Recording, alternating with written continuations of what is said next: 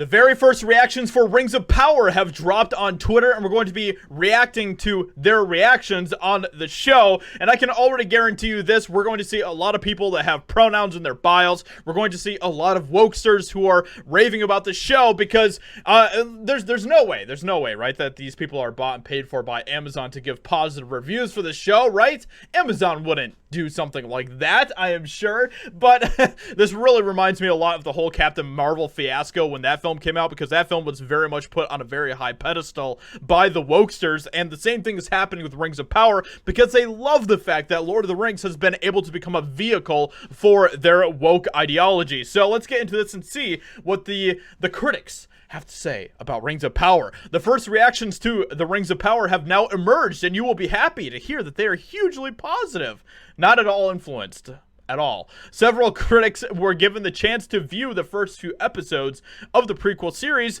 and many have heaped praise on Amazon's approach to Middle-earth. So let's see how long let's play a fun little game, guys. Let's see how long it takes before we find someone with pronouns in their bio. So this person right here, Sion Mar, does not have pronouns in their bio, but he does work for The Verge, The Guardian, The Washington Post, you know, all of the wokest of the woke media sources.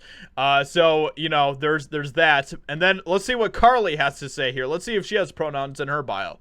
Oh my gosh, look at that. Second person down the list, and we already are hitting the pronoun people. So there you go.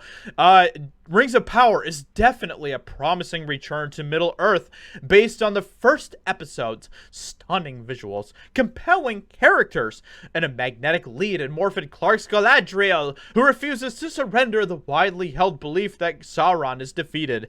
Can't wait for more. By the way, this is not Galadriel. This is just, it's just not. If you saw anything about the trailer that came out yesterday, they've completely confirmed that this is absolutely not the actual Galadriel, and all it took was one line from her. So let's take a look at that real quick. Galadriel, put up your sword. So Elrond is telling her that she's fought enough and she needs to put up her sword.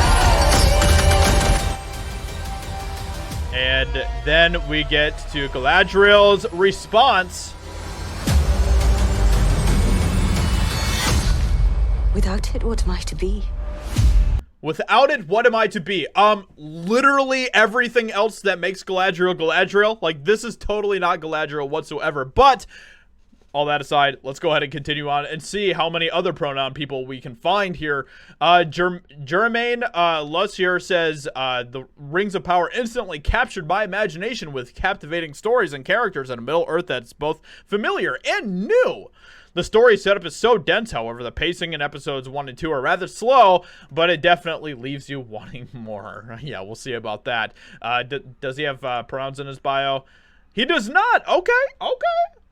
Let's see what... Oh, Vanessa. You know Vanessa's going to have pronouns in her bio. Look at that right there. She, her. Called it. All right, let's see about Lauren. Let's see what Lauren has going on. She, her. Huh. It's almost like all of this is so predictable, it's laughable. And then we get to a really weird part about what everyone is saying about Rings of Power. The word that rears its head in most of these early reactions is cinematic, which I'm sure it was absolutely not a key word that, you know, Amazon gave them. I'm sure that did not happen, with the majority of lucky viewers commending the epic scope. So as you see here, Rings of Power is a cinematic experience. The Rings of Power is cinematic excellence. Rings of Power is an achievement in cinematic storytelling. Rings of Power is a cinematic masterpiece. And it goes on and on and on.